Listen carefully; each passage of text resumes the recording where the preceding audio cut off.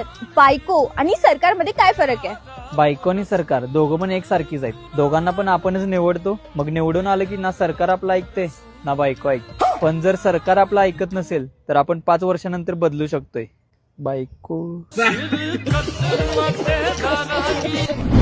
Sir, मुली 18 वर्षाच्या झाल्यानंतर लग्न करू शकतात, पण मुलं का नाही करू शकत? 18 वर्षाची मुलं झाल्यानंतर लायसन काढू शकतात. 18 वर्षाची मुलं झाल्यानंतर जॉब करू शकतात. मुलं 18 वर्षाची झाल्यानंतर मतदान पण करू शकतात.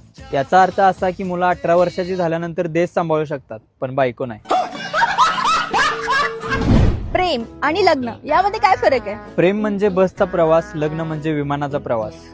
जास्त त्रास झाला तर तुम्ही बसमधनं उतरू शकता, पण विमानातनं नाही.